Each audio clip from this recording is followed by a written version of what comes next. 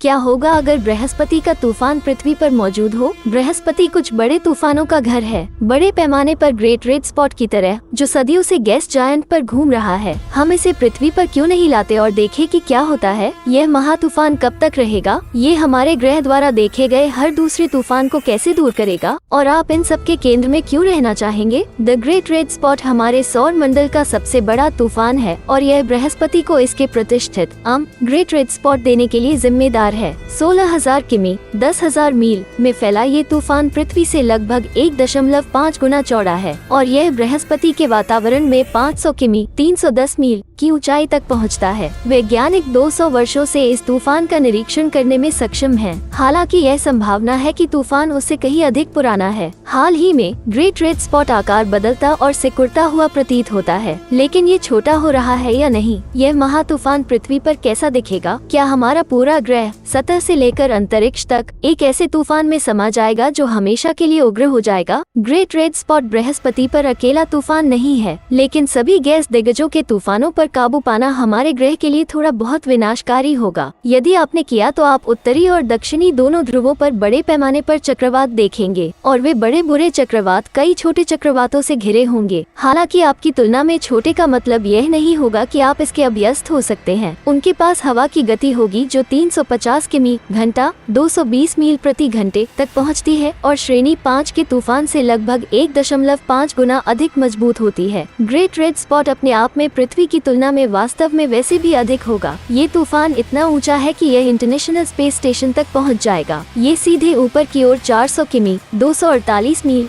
से अधिक है। कुल मिलाकर ये भारी तूफान पृथ्वी की सतह के लगभग 40% हिस्से को कवर करेगा और इसके अस्तित्व के बारे में जो हम पहले से ही जानते हैं उसे देखते हुए ऐसा नहीं लगता कि यह जल्द ही दूर जा रहा है। वैज्ञानिकों ने देखा कि बृहस्पति पर ग्रेट रेड स्पॉट आमतौर पर एक ही अक्षांश पर मंडराता है। ऐसा इसलिए है क्योंकि यह संभवतः ग्रह के ज्यादातर हाइड्रोजन और हीलियम वातावरण में 2 क्लाउड बैंड द्वारा आयोजित किया जाता है। यदि यह यहाँ पृथ्वी पर हुआ तो इस अक्षांश रेखा के साथ आने वाले अशुभ देश इस हमेशा के तूफान से त्रस्त हो जाएंगे। भूमध्य रेखा के चारों ओर परिक्रमा करने वाले ग्रेट रेड स्पॉट की कल्पना करें। यदि आप ब्राजील, युगांडा या इंडोनेशिया जैसे किसी स्थान पर रहते हैं तो आपको लगातार चलते रहना होगा। आपको तूफान की आंखों के भीतर रहना होगा, वरना कम से कम वहाँ आप इसके आसपास क्या चल रहा है इसकी तुलना में कुछ रिश्तेदार शांति से निपटेंगे। इसके सबसे बाहरी किनारों पर ग्रेट रेड स्पॉट की हवाएं 430-680 किमी घंटा 270-425 मील प्रति घंटे के बीच की गति तक पहुँचेंगी। इसके निचले छोर पर भी ये हवाएं पृथ्वी पर सबसे तेज तूफानों की तुलना में दोगुनी तेज होंगी। लेकिन दूर से इस तूफान को निहारना कितना सुखद होगा। आपको बादलों का एक टॉवर अंतरिक्ष तक पहुंचता हुआ दिखाई देगा। ये जहां भी मंडराता है ये सूरज की रोशनी को रोक देगा, जिससे दुनिया भर में तापमान कम हो सकता है। तूफान के रास्ते के भीतर बहुत कुछ जीवित रहने का मौका नहीं होगा। ये पेड़ों से परे चला जाता है और आपका घर बह जाता है। गगनचुंबी इमारतें और गगनचुंबी इमारतें अंतिम स्थान है जहाँ आप रहना चाहते हैं। यह अभूतपूर्व मात्रा में बारिश जारी करेगा, लाखों लोगों को विस्थापित करेगा और विनाशकारी कीचड़ धंसने और बाढ़ की कभी न खत्म होने वाली श्रृंखला में परिणत हो सकता है। यह इतना शक्तिशाली होगा कि इसके किनारों के आसपास कई छोटे लेकिन फिर भी विनाशकारी तूफान बन सकते हैं और भी अधिक अराजकता पैदा कर सकते हैं। लेकिन क्या ग्रेट रेड स्पॉट वास्तव में हमेशा हमेशा के लिए उग्र हो सकता है? अच्छी तरह से शुक्र है कि पृथ्वी पर ये संभावना नहीं होगी। जब बड़े तूफान समुद्र के गर्म पानी के ऊपर बनते हैं तो वे तब तक ताकत हासिल करते हैं जब तक वे लैंडफॉल नहीं कर लेते। इस बिंदु पर वे अपना प्राथमिक ईंधन स्रोत